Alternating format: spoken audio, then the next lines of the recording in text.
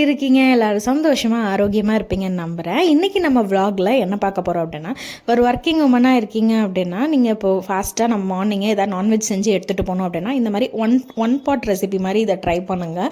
ரொம்ப சிம்பிளாக இருக்கும், நல்லா நான்வெஜ் சாப்பிட்ட இதுவும் இருக்கும். ஸோ ப்ரான் வச்சு ஒரு மசாலா தான் இன்றைக்கி நான் ஈஸியாக எப்படி ரெடி பண்ணுறதுங்கிறது உங்களுக்கு நான் சொல்ல போகிறேன். அண்ட் அதோட சேர்த்து நிறைய விஷயங்களும் உங்ககிட்ட ஷேர் பண்ண போகிறேன். அண்ட் மார்னிங் பிரேக்ஃபாஸ்ட்டை பற்றியும் உங்ககிட்ட இன்றைக்கி நான் சொல்கிறேன். அண்ட் இன்னொரு விஷயம், நான் சில பேர் கேட்குறீங்க இந்த ஹேர் கேர் விஷயம்லாம், நான் ஒவ்வொரு லாங் வீடியோலையுமே நான் ஹேர் கேர் டிப்பும் நான் சேர்த்து தான் கொடுத்துட்டு வந்துட்டுருக்கேன். அண்ட் ஹேர் கேருக்குன்னு சொல்லி ஹேர் ஆயில் அண்ட் சில ஹேர் கேர் டிப்னே தனி வீடியோஸும் சேர்த்து நான் அப்லோட் பண்ணியிருக்கேன். நம்ம சேனலில் இருக்கக்கூடிய வீடியோஸை போய் செக் பண்ணிங்கன்னா அதில் கிடைக்கும். அது இல்லாமல் ஒவ்வொரு லாங் வீடியோஸ் நம்ம இதில் வர்றதுலேயும் கண்டிப்பாக நிறைய விஷயங்களை நான் ஷேர் பண்ணிட்டு தான் இருக்கேன். ஹேர் கேர் சம்மந்தப்பட்டது இல்லை ஸ்கின் கேர் விஷயமும் ஷேர் பண்ணுறீங்க. நீங்கள் ரெகுலராக ஃபாலோ பண்ணிங்க அப்படின்னா நிறைய இன்ஃபர்மேஷன் உங்களுக்கு கிடைக்கும். கொஞ்சம் என்டர்டைனிங்காகவும் போகும்னு நம்புகிறேன். கண்டிப்பாக ஒரு வீடியோ உங்களுக்கு பிடிக்கும்னு நம்புகிறேன். அண்ட் உங்களுடைய ஒரு லைக் அண்ட் கமெண்ட் ஸ்டில் இன்னும் கொஞ்சம் பூஸ்டப் ஆகும். இது வரைக்கும் ஒரு வேளை சப்ஸ்கிரைப் பண்ணாமல் இருந்தீங்கன்னா சப்ஸ்கிரைப் பண்ணி பக்கத்தில் இருக்கிற பெல் ஐக்கான் தட்டிக்கோங்க. அப்போ தான் நம்மளோட எல்லா வீடியோஸும் உங்களுக்கு ரீச் ஆகும்.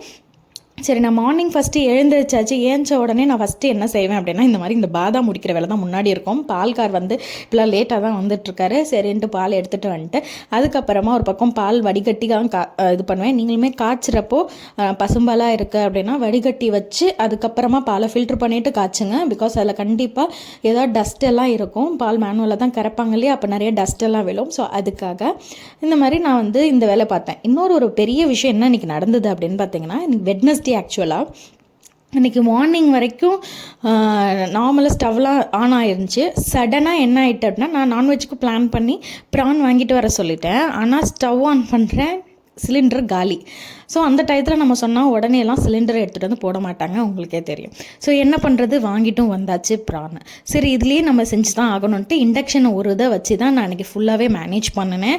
பிரேக்ஃபாஸ்ட்டும் சரி லஞ்சும் சரி எல்லாமே நான் அந்த இண்டக்ஷன் வச்சு தான் கம்ப்ளீட்டாக மேனேஜ் பண்ணேன். கொஞ்சம் இதாக தான் இருந்தது. அதனால தான் இந்த சீக்கிரமாக சிம்பிளாக ஒரு மசாலாவாக பண்ணி நம்ம வந்து யூஸ் பண்ணிடலான்னு சொல்லிட்டு ஹரிபரியாக பண்ணேன். ஓகே, ஃபஸ்ட்டு வந்து நான் பால் வந்து எங்கள் குட்டீஸ்க்கு காய்ச்சி ஃபஸ்ட்டு கொடுத்துட்டேன். ஏன்னா அவருக்கு ஃபஸ்ட்டு காலைல எழுந்தோடனே இந்த பால் கொடுக்குறது அது வழக்கம். ஸோ அதனால் அவருக்கு கொடுத்தாச்சு. அண்ட் நம்ம மார்னிங்கில் நம்ம எடுக்கக்கூடிய ஒரு ட்ரிங்காக இருக்கட்டும் இல்லை ஹெல்தி பிரேக்ஃபாஸ்ட் இருக்கட்டும், இது ரெண்டுமே நம்மளுடைய பாடியோட மெட்டபாலிசம் ரேட்டை இன்க்ரீஸ் பண்ணுறதுக்கு ரொம்ப ரொம்ப ரொம்ப உதவியாக இருக்கும். ஸோ அப்போ நம்ம காலையில் சாப்பிட்ற உணவு எந்த அளவுக்கு ஹெல்த்தியாக இருக்கணும்னு நீங்களே யோசிங்க. ஸோ நம்ம ஒரு ஹெல்த்தியான ஒரு ட்ரிங்க் குடிக்கிறதா இருந்தாலும் நீங்கள் அந்த மார்னிங்கில் கொஞ்சம் குடிக்கிறப்போ அது உங்களுக்கு வந்து பல மடங்கு இன்னும் ஹெல்ப்ஃபுல்லாக இருக்கும். இந்த மாதிரி கொஞ்சம் ஹெல்தி பிரேக்ஃபாஸ்ட்டாக எடுத்துக்கிட்டீங்க அப்படின்னாலும் உங்களுக்கு வந்து பார்த்திங்கன்னா உங்கள் டைஜஸ்டிவ் ஹெல்த் முதற்கொண்டு ரொம்ப நல்லது. உங்கள் டைஜஷன் ரொம்ப ஈஸியாகவும் இருக்கும். ஸோ அதுக்கு நம்ம கண்டிப்பாக ஏதாவது ஒரு healthy drink like lemon tea குடிக்கலாம். இல்லை மார்னிங் எழுந்திரிச்சோடனே நைட்டில் வெந்தயத்தை ஊற வச்சு அந்த வெந்தய வாட்டர் வந்து குடிக்கலாம்.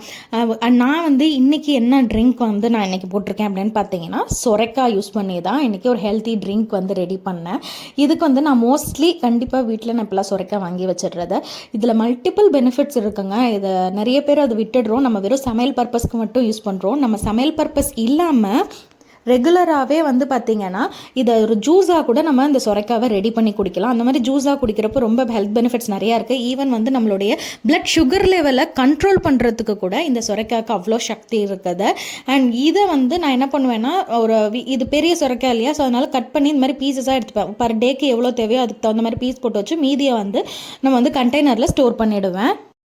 இந்த சொரைக்காய் ஜூஸ் குடிக்கிற மூலமா என்னென்ன ஹெல்த் பெனிஃபிட்ஸ் இருக்குது அப்படின்னு பார்த்தீங்கன்னா, இதில் வைட்டமின் பி, சி, ஏ இருக்குது. அண்ட் இதில் மினரல்ஸும் நிறையா இருக்குது. லைக் கால்சியம், மெக்னீஷியம், பொட்டாசியம் இருக்குது. அயனோட சத்தும் இதில் வந்து இருக்குது. அண்ட் இது வந்து எஸ்பெஷலாக டயபெட்டிஸ் இருக்கிறவங்க எடுத்துக்கிட்டிங்க அப்படின்னா இன்னும் பிளட் சுகர் லெவலை கண்ட்ரோல் பண்ணுறதுக்கு கூட இது ஒரு வகையில் ரெகுலர் பேசிஸில் இந்த சொரைக்காய் ஜூஸ் எடுத்துகிட்டு வந்தால் கூட உங்களுக்கு வந்து சுகர் லெவலை கண்ட்ரோல் பண்ணுறதுக்கும் இது வந்து ஹெல்ப் பண்ணும் இந்த சொரைக்காய் ஜூஸை. இந்த சொரைக்காய் ஜூஸை வந்து நீங்கள் எப்படி எடுத்துக்கலாம் அப்படின்னு பார்த்தீங்கன்னா, கொஞ்சமாக இஞ்சி இருக்குது இல்லையா, இஞ்சி தட்டி போட்டுக்கலாம். அதில் கொஞ்சம் மிளகு கூட சேர்த்து ஆட் பண்ணிக்கலாம். நான் வந்து இதில் வந்து சொரைக்காய் ஜூஸை தோல் அந்த சீடு எல்லாத்தையும் ரிமூவ் பண்ணிவிட்டு அந்த பல்ப் மட்டும் எடுத்துகிட்டு அதோட இஞ்சி ஒரு துண்டு சேர்த்து ஆட் பண்ணி இப்படி ஃபில்டர் பண்ணிட்டேன். இதை வந்து நீங்கள் வந்து அப்படியே கூட குடிக்கலாம் ஃபில்டர் பண்ணாமல். பிகாஸ் ஏன்னா நீங்கள் அதை நல்லா கிரைண்ட் பண்ணிட்டாவே அது வந்து மாவு மாதிரி ஆகிடும், அந்த இது பேஸ்டாட்டம் ஆகிடும். அதுக்கு பெருசாக உங்களுக்கு இதாக தெரியாது. ஸோ நீங்கள் அப்படியே கூட நீங்கள் வந்து ஸ்மூதியாகவே கூட நீங்கள் சாப்பிட்லாம், நல்லது தான்.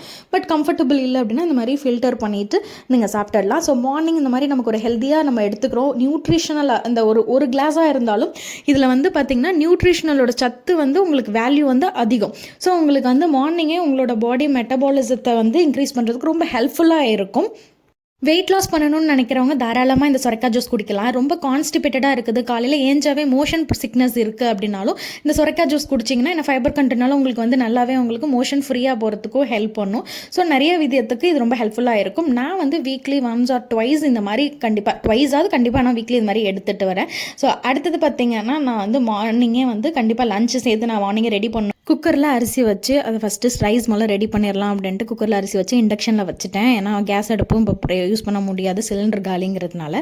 ஸோ இதை வச்சுட்டு அப்புறம் கொஞ்சம் நேரம் என் குட்டீஸோடு நான் கொஞ்சம் நேரம் பேம்பர் பண்ணிகிட்டு இருந்தேன். சரி இது குக்கர் ரெடி ஆகட்டும், சவுண்டு விசில் வரட்டும் அப்படின்ட்டு அது வரைக்கும் எங்கள் குட்டீஸ் கூட கொஞ்சம் நேரம் விளையாண்டுட்டு இருந்தேன். இதில் என்ன ஒரு பியூட்டி அப்படின்னா, இப்போ என் குட்டீஸை வந்து ஸ்கூல் சேர்க்க போகிறோம்.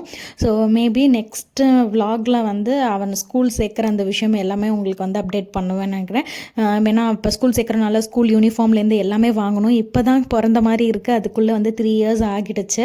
ஸோ ஃபாஸ்ட்டாக நாட்கள் ஓடிக்கிட்டே இருக்குது. ஒரு வாரம் பிறக்கிறது கூட தெரிய மாட்டேங்குதுங்க, அதுக்குள்ளே அடுத்த சண்டேவே வந்துடுது. உங்களுக்கெல்லாம் எப்படி போகுது? உங்களுக்கும் இல்லை எனக்கு மட்டும்தான் இந்த ஃபீல் இருக்குதா, இல்லை எல்லாருக்குமே இந்த ஃபீல் இருக்குதான்னு முதல்ல நான் தெரிஞ்சுக்கணும். அண்ட் இப்போ ஒரு விஷயம் உங்ககிட்ட ஷேர் பண்ணுறேன் உங்ககிட்ட. ஏன்னா இது நிறைய பேர் இது ஃபேஸ் பண்ணியிருக்காங்களா இல்லையான்னு தெரியல. நம்ம ஒரு குழந்தைக்கு வந்து ஒரு தாய் எவ்வளோ நம்ம என்ன தான் எல்லாருமே கேர் பண்ணுவாங்க, நான் இல்லைன்னு சொல்லலை. பட் இருந்தாலும் ஒரு ஒரு ஒரு மதரோட கேரிங் வந்து ஒரு 0.1% கூட தான் இருக்கும். இது கண்டிப்பாக எல்லாராலையுமே இது ஃபீல் பண்ண முடியும் இல்லையா?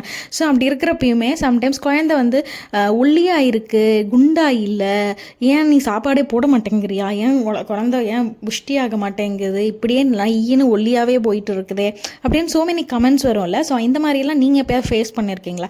ஏன்னா இந்த மாதிரி ஃபேஸ் பண்ணுறப்போ நான் எல்லாருக்கிட்டையும் ஒரு விஷயம் தான் சொல்கிறேன். நான் ஒரு டாக்டராக இன்னும் சொல்ல போனால் இது பர்சனலாக எனக்குங்கிறத விட என்னோட பேஷண்ட்ஸ் நிறைய பேர் வந்து என்கிட்ட இந்த மாதிரி இது ஒரு கம்ப்ளைண்ட்டாக சொல்லுவாங்க. இந்த மாதிரி எல்லாரும் ஃபேமிலியில் சொல்லிகிட்டே இருக்காங்க, இவனை குண்டாக்குறதுக்கு எதுவும் பண்ண முடியாதா, இந்த மாதிரி என் பாப்பாவை குண்டாக்குறதுக்கு என்ன செய்கிறது, குழந்தை ரொம்ப ஒல்லியாகவே இருக்குது அப்படின்னு சொல்லிட்டு தயவு செஞ்சு இந்த மாதிரி ஃபீல் பண்ணவே கூடாது. ஏன்னா ஒவ்வொரு குழந்தைக்குமே ஒவ்வொரு பாடி கான்ஸ்டிடியூவன்ட்னு ஒன்று இருக்குது. ஸோ அது அவங்களோட பாடி கான்ஸ்டிடியூவன்ட் ஒல்லியாக தான் வளர்கிற மாதிரி இருக்குன்னா அவங்க ஹெல்த்தியாக இருக்கா இல்லை அப்படிங்கிறது அர்த்தம் கூட. குண்டாக இருந்தால் ஹெல்தினும் அண்ட் ஒல்லி குழந்தை வந்து சப்பியாக இருக்கிறதா இருந்தால் தான் ஹெல்தி, சப்பியாக இல்லை அப்படின்னா அன்ஹெல்தியாக இருக்குது கண்டிப்பாக கிடையவே கிடையாது. அவங்க வந்து அவங்களோட பாடி கான்ஸ்டிடியூவன்ட், அவங்க வந்து அவங்களுக்கான என்ன தேவையோ அவங்க ஹெல்த்தியாக இருக்காங்களா அப்படிங்கிறத வந்து இவங்க ஒல்லியும் குண்டா இதை வச்சு நம்ம வந்து எப்போயுமே எடை போடவே முடியாது, அதை ஜட்ஜ் பண்ணவும் முடியாது. ஸ்டில் இந்த மாதிரி நிறைய பேர் ஃபேமிலியில் வீட்டில் நடந்துக்கிட்டு தான் இருக்குது. அதனால் அந்த மதர்ஸ் வரி பண்ணிட்டு வந்து என்கிட்ட நிறைய பேர் கேட்டிருக்காங்க.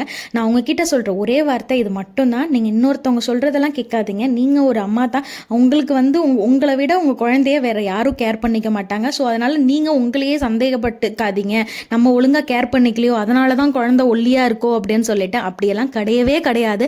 நீங்கள் அதனை ஃபீல் பண்ண வேண்டாம். பிகாஸ் வந்து குழந்தைங்க வந்து நீங்கள் வந்து குழந்தைய பற்றி நீங்கள் வந்து திங்க் பண்ணணும், ஏதாவது ஹெல்த்தியாக இல்லையோ அப்படின்ட்டு எப்போ திங்க் பண்ணால் குழந்தை சரியாக பசிச்சு சாப்பிடாம இருக்கா, இல்லை வந்து சரியாக மோஷன் போகாமல் இருக்கா, ரொம்ப வந்து அடிக்கடி வந்து அழுகிறது, அந்த மாதிரியான விஷயங்கள் ரொம்ப ஃப்ரீக்வெண்ட்டாக இருக்கா. ஸோ இந்த மாதிரி விஷயமா இருந்தால் தான் நீங்கள் அதை கரெக்ட் பண்ணணுமே தவிர உள்ளி சப்பியாக இருக்குது, ரொம்ப நையின்னு இருக்குது, ஸோ இந்த மாதிரி விஷயத்தெல்லாம் தயவு செஞ்சு எடுக்காதீங்க. குழந்தை ஹெல்த்தியாக இருக்கா, நல்லா ஆரோக்கியமாக சாப்பிடுதா, நல்ல மலம் கழிக்குதான், ஸோ அந்த மாதிரி விஷயத்தை தான் நீங்கள் நோட் பண்ணணும். ஓகே, இப்போ வந்து நம்ம இந்த ப்ரானுக்கு வருவோம். நான் தான் எனக்கு அந்த இண்டக்ஷனில் தான் ஃபஸ்ட்டு குக்கரில் வச்சு எடிட் பண்ணி எடுத்த உடனே நான் இந்த வேலையை பார்த்துட்டேன். ஃபஸ்ட்டு ப்ரானை வந்து நான் எப்போதுமே நான் மார்னிங்கில் செய்கிறதுனாலே நான் ப்ரான் உரிச்சு வாங்கிட்டு வர சொல்லிவிடுவேன். என்ன தான் நம்ம உரிச்சு வாங்கிட்டு வர சொன்னாலும் கடையில் வந்து அந்த அளவுக்குலாம் உரிக்க மாட்டாங்க, அதில் உள்ளே இருக்கிற குடலை எடுக்கவே மாட்டாங்க. சில பேருக்கு வந்து ப்ரான் வந்து ஒத்துக்காது, இல்லை ப்ரான் இந்த மாதிரி சீ ஃபுட்ஸ் இந்த மாதிரி ப்ரான் ஐட்டம்லாம் சாப்பிட்டாவே உடனே வயிறு கலக்கிறது, மோஷன் போகிற மாதிரியான அந்த ஃபீல்னஸ் இருக்கும். கண்டிப்பாக மோஷன் போவாங்க, அந்த மாதிரி வயிறு கலக்கி ஒரு மாதிரி வயிறு வலிச்சு மோஷன் போவாங்க. ஸோ இந்த மாதிரியான சில சிம்டம்ஸ்லாம் வருது ப்ரான் சாப்பிட்டா, அந்த மாதிரிலாம் இருக்குது. ஸோ அதுக்கு முக்கியமான ரீசன் என்ன அப்படின்னா, இப்போ நம்ம இந்த ப்ரான்லாம் நம்ம சாப்பிட்றோம் அப்படின்னா அதை ப்ராப்பராக கிளென்ஸ் பண்ணணும். அதில் இருக்கக்கூடிய குடலை கண்டிப்பாக ரிமூவ் பண்ணணும். இல்லை உள்ள கருப்பு கலரில் ஒன்று இருக்கும் இல்லையா, ஸோ அதை கரெக்டாக ஃபுல்லாக ரிமூவ் பண்ணிவிட்டு கரெக்டாக க்ளீன் பண்ணிவிட்டு 1க்கு 2 தடவை நல்லா க்ளீன் பண்ணிட்டு அதுக்கப்புறம் சுடுதண்ணியில் கொஞ்சம் நேரம் போட்டு வச்சுட்டு அதுக்கப்புறமா நீங்கள் மஞ்சத்தூள் கல் உப்பு போட்டு ஒரு 10 நிமிஷம்லேருந்து 15 நிமிஷமாவது மூடி வைக்கணும். ஸோ இந்த மாதிரி வச்சு கிளென்ஸ் பண்ண பண்ணால் தான் நீங்கள் வந்து அதுக்கப்புறம் குக் பண்ணி அதை சாப்பிட்றப்ப உங்களுக்கு ஸ்டொமக் அப்செட்டோ அந்த மாதிரி ட்ரபிள் எதுவுமே இல்லாமல் கொஞ்சம் டைஜஷனுக்கும் கொஞ்சம் ஹெல்ப்ஃபுல்லாக இருக்கும், ஈஸியாகவும் இருக்கும். நீங்கள் இல்லை இந்த குடல்லாம் கொஞ்சம் சம்டைம்ஸ் நீங்கள் வெளியில் ஊருக்கு கொடுத்துறாவோ இல்லை நீங்களும் அதை ஈஸியாக சும்மா கொஞ்சம் எடுக்காமல் அந்த மாதிரி லைட் அப்படிலாம் இருந்துச்சுனாவே கண்டிப்பாக இந்த ப்ராப்ளம் வந்துடும். ஸோ அதை கொஞ்சம் கிளியர் பண்ணிட்டாவே இந்த ட்ரபிள் நமக்கு இருக்காது மேக்ஸிமம். ஸோ அந்த க்ளீனிங்கில் தான் அதில் மெயின் விஷயமே இருக்குது. நம்ம நான்வெஜ்ஜை பொறுத்தவரை க்ளீன் பண்ணுறதுக்கு தான் நமக்கு டைமே அதிகமாக எடுக்கும். ஃபஸ்ட்டு எனக்கு இண்டக்ஷனுக்காக நான் அதுக்கான ஒரு எண்ணெய் சட்டி நான் எடுத்துக்கிட்டேன். பிகாஸ் நம்ம மற்ற எல்லா பாத்திரமும் அதில் சூட் ஆகாதுல்ல. ஸோ அதனால் இதை எடுத்துகிட்டு இதுக்கு நான் வந்து பார்த்திங்கன்னா பட்டை இல்லை எந்த ஒரு ஸ்பைசஸ் இதெல்லாம் நான் இதில் சேர்க்கவே மாட்டேன். இந்த ப்ரான் மசாலாவில் வெறுமனையாக எண்ணெய் மட்டும் ஊற்றுனேன். கடலெண்ணெய் ஊற்றிட்டு வெங்காயம் மட்டும் ஒரு 3-4 வெங்காயம் நீங்கள் இந்த மாதிரி கட் பண்ணி குட்டி குட்டியாக கட் பண்ணி போடுறேன். இதில் வேறு எந்த ஸ்பைசஸுமே நான் இதில் ஆட் பண்ணல. பிகாஸ் நம்ம அதை ஆட் பண்ணோம் அப்படின்னா அது வேறு டேஸ்ட் கொடுத்துரும் நமக்கு. இதுவே நமக்கு மட்டன் குழம்பு சிக்கன் குழம்பு அந்த மாதிரிலாம் போகிறோம் அப்படின்னா தாராளமாக நம்ம வந்து இதில் எண்ணெயில் வந்து நம்ம இந்த மாதிரி பட்டை இலை இதெல்லாம் போடுறப்போ நமக்கு இன்னும் கொஞ்சம் டேஸ்ட் என்ஹான்ஸ் பண்ணி கொடுக்கும். பட் ப்ரானுக்கு இந்த மாதிரி நம்ம போட்டோம் அப்படின்னா அந்த டேஸ்ட்டையே கம்ப்ளீட்டாக மாற்றிடுது. ஸோ அதனால் நான் வெறும் எண்ணெய் ஊற்றி காஞ்சோன்னே அதில் வந்து வெங்காயத்தை நறுக்கி போட்டு அதிலே கொஞ்சம் கருவேப்பிலை உப்பு போட்டோன்னே நமக்கு சீக்கிரமே கொஞ்சம் வெங்காயம் வதக்கிடும். அதுக்கப்புறம் வந்து பார்த்திங்கன்னா தக்காளி ஒரு 3 பச்சை மிளகா அளவுக்கு நான் எடுத்துக்கிட்டேன். 3 பச்சை மிளகா ஒரு 3 தக்காளி எடுத்து நல்லா கிரைண்ட் பண்ணிவிட்டு இதோட நான் சேர்த்து அகெயின் நான் மிக்ஸ்அப் பண்ண ஆரம்பிச்சிட்டேன். நல்லா மிக்ஸ்அப் பண்ணி கொஞ்சம் நேரம் நல்லா மூடி போட்டு மூடினேன்னா இந்த கேப் இந்த ப்ராசஸ்க்கு முன்னாடியே ஒரு 30 மினிட்ஸ்க்கு கொஞ்சம் மசாலாஸ்லாம் போட்டு ப்ரானை நல்லா ஊற வச்சுட்டேன். அதில் வந்து என்ன நான் ஆட் பண்ணியிருந்தேன்னா 2 மசாலா தான். ஒன்று வந்து மிளகாய் தூள், தனித்தூள்னு சொல்லுவாங்கள்ல, தனி மிளகாய் தூள் வந்து ஒரு 3 டீஸ்பூன் அளவுக்கு ஆட் பண்ணிவிட்டு அண்ட் குழம்பு தூள்லேயே பார்த்திங்கன்னா இதுலேயே வந்து மல்லி எல்லாமே மிக்ஸ்அப் ஆகி இருக்கும் குழம்பு தூள்னு. ஸோ இது நான் கூட ஆல்ரெடி இந்த மீன் இதுக்கு கூட சொல்லியிருப்பேன். ஸோ அதே குழம்பு தூள் தான். ஸோ அந்த குழம்பு தூளை ஒரு 2.5 டீஸ்பூன் அளவுக்கு நான் அதை ஆட் பண்ணிட்டேன். ஸோ ஆட் பண்ணி நல்லா மேரினேட் பண்ணி ஒரு 20-30 நிமிஷம் அப்படியே மேரினேட் பண்ணி வச்சிட்டோம் அப்படின்னா நல்லா அது ஊறி வந்துடும். ஸோ அதுக்கப்புறம் தான் இந்த வெங்காயம் தக்காளி இதெல்லாம் போட்டு வதக்கிட்டு பச்சை மிளகாய் இதெல்லாம் போட்டு வதக்கின பிறகு நான் வந்து இன்னொரு பக்கம் வந்து என்ன ரெடி பண்ணிட்டேன் அப்படின்னா தேங்காய் ஒரு 1/2 மூடி தேங்காய் ப்ளஸ் சோம்பு ஒரு டீஸ்பூன் அளவுக்கு சோம்பு ஆட் பண்ணி நல்லா இதையும் நல்லா அரைச்சி வச்சிட்டோம்னா நமக்கு அந்த மசாலா நல்லா கெட்டியாக நமக்கு சாதத்தில் போட்டு பிசைஞ்சு சாப்பிட்றதுக்கு அவ்வளோ ஒரு டேஸ்டியாக இருக்கும். ஸோ இப்போ நான் வந்து இந்த தக்காளியெல்லாம் நல்லா அதில் வதங்கினோன்னே அந்த பச்சை வாசனம்லாம் போன பிறகு இதில் இப்போ நான் வந்து ஆல்ரெடி மேரினேட் பண்ணி வச்சுருக்கிற இந்த ப்ரான் மசாலாவை அப்படியே தூக்கி இதில் ஆட் பண்ணி ஒரு மிக்ஸ் கொடுத்துட்டு இதில் நான் எவ்வளோ தண்ணி சேர்ப்பேன் அப்படின்னு பார்த்தீங்கன்னா 1 டம்ளர் அளவுக்கு தான் தண்ணி சேர்க்குறேன். 1 டம்ளர் அளவுக்கு தண்ணி சேர்த்துட்டு நல்லா அதை வந்து நல்லா மூடி வச்சுட்டு அது நல்லா அந்த எண்ணெய் பிரிஞ்சு வரும்ல. ஸோ எண்ணெய் பிரிஞ்சு வர டயத்தில் இந்த சோம்பு தேங்காயும் அரைச்சி வச்சுருக்கிறத எடுத்து நான் இப்போ இதில் ஆட் பண்ணிவிடுவேன். ஆட் பண்ணிவிட்டு எகெயின் அதில் கொஞ்சம் நேரம் நல்லா மூடி போட்டு திருப்பி மூடணும் அப்படின்னா நல்லா வெந்து வந்துடும். திருப்பி எண்ணெய்லாம் பிரிஞ்சு நல்லா சுண்டி வரும். அப்போ தான் நமக்கு இந்த கிரேவி கன்சிஸ்டன்சிக்கு வர டயத்தில் நம்ம வந்து ஃபுல்லாக ஆஃப் பண்ணிட்டோம் அப்படின்னு பார்த்தீங்கன்னா நமக்கு மசாலா சூப்பராக ரெடி ஆகிடும். இந்த எண்ட் ஆஃப் இதில் உங்களுக்கு வரும். நீங்களே அதை பாருங்கள் எப்படின்னு. ஆனால் உண்மையாக சாப்பிட அவ்வளோ டேஸ்ட்டாக இருந்துச்சு. இதில் நான் வந்து வேறு எந்த ஒரு இதுவும் இருந்தால் தான் சொன்னேனே அந்த எக்ஸ்ட்ரா ஸ்பைசஸ்லாம் அந்த தாளிக்கிறப்ப யூஸ் பண்ண மாட்டேன். ஒரு டைம் அந்த மாதிரி யூஸ் பண்ணி பார்த்தேன். அப்போ எனக்கு டேஸ்ட்டே வேறு மாதிரி இருந்துச்சு. அதனால தான் அதை கட் பண்ணிட்டேன். அதுக்கப்புறம் டேஸ்ட் உண்மையாகவே நல்லா இருந்தது. இப்போ நான் இப்படி தான் ட்ரை பண்ணுறேன். உண்மையாக டேஸ்ட் ஆச்சு. இது வந்து 1 பாட் ரெசிபி தான். ஈஸியாக ஒரே இதில் நம்ம வந்து இது ரெடி பண்ணிட்டோம் அப்படின்னா இதை வந்து அழகாக சாதத்தில் போட்டு பிசைஞ்சு அப்படியே சாப்பிடலாம். ஒரு சூப்பரான ஒரு லன்ச் வந்து நமக்கு ரெடி ஆகிடும். நல்லா நான்வெஜ் சாப்பிட்டா திருப்தியும் இருக்கும். இந்த விலாக் உங்களுக்கு பிடிச்சிருக்கும்னு நம்புகிறேன். கண்டிப்பாக இன்னொரு vlogல ஸ்கின் ஹேர் கேர் ப்ளஸ் நல்ல கிச்சன் ஐடியாஸ் நிறைய விஷயங்களோட இன்னொரு vlogல உங்கள் எல்லாருமே சந்திக்கிறேன். இந்த மாதிரி நிறைய ரொட்டீன் vlogs வரணும். என்னென்ன மாதிரி இன்னும் டாபிக்ஸ்லாம் உங்களுக்கு இன்னும் வேணுங்கிறத இன்னும் கமெண்ட் பண்ணிங்கன்னா அதுக்கு தகுந்த மாதிரி நம்மளுடைய vlog வந்து வந்துகிட்டே இருக்கும். அண்ட் மாதிரி வெளியூர் போனீங்கன்னா உங்களோட ஹேர் எப்படி மெயின்டைன் பண்ணிக்கணும், அப்போ என்னெல்லாம் கேரி பண்ணிக்கணும், இந்த மாதிரியான டிப்ஸுமே நான் ஷார்ட்ஸில் நிறையா இப்போ ஷேர் பண்ணியிருக்கேன் லாஸ்ட் வீக்கில்.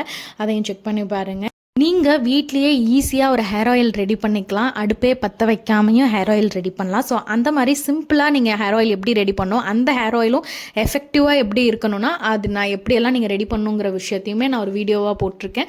அதையுமே நீங்கள் செக் பண்ணி பார்த்தீங்க அப்படின்னா இது உங்களுக்கு ஹெல்ப்ஃபுல்லாக இருக்கும். பிகாஸ் நான் அந்த வீடியோ நான் போட்டதுக்கான ரீசன் வந்து எல்லாராலையும் வீட்டில் வந்து எண்ணெயை காய்ச்சி அந்த மாதிரி நிறைய இன்க்ரீடியன்ஸ் வச்சுலாம் பண்ண முடியாது இல்லையா. ஸோ அப்படி இருக்கிறவங்களுக்கு ஒரு 2-3 இன்க்ரீடியன்ஸ் வச்சு சிம்பிளாக எண்ணெயை காய்ச்சாமையும் நம்ம வந்து ரெடி பண்ணலாம். ஸோ அப்படி அந்த மாதிரி ரெடி பண்ண ஆயிலை நம்ம யூஸ் பண்ணுறப்பையும் நம்மளுடைய ஹேர் க்ரோத்துக்கும் ஹெல்ப் பண்ணும், ஹேர் ஃபாலை கண்ட்ரோல் பண்ணுறதுக்கும் அது ரொம்ப ஹெல்ப்ஃபுல்லாக இருக்கும். ஸோ அந்த இது எப்படி பண்ணினேன், அந்த ஹேர் ஆயில் எப்படி ரெடி பண்ணினேன், அதை நீங்கள் எப்படி ஈஸியாக பண்ணணும் அப்படிங்கிற எல்லா விஷயமுமே அந்த vlogல இருக்கும். அதையும் நம்ம வீடியோவில் போய் பாருங்கள். 2 வீடியோஸ் கண்டினியூஸாக போட்டிருப்பேன் ஹேர் கேர் சம்மந்தப்பட்டு. ஃபைனலாக நானும் சமைச்சு முடித்து என்னோடய திங்ஸ் எல்லாத்தையும் பேக் பண்ணிவிட்டு டிஃபன் பாக்ஸும் கட்டிட்டு நானும் கிளம்பிட்டேன் டியூட்டிக்கு. ஓகே, இன்னொரு vlogல உங்கள் எல்லாரையுமே சந்திக்கிறேன். Until Tata bye bye.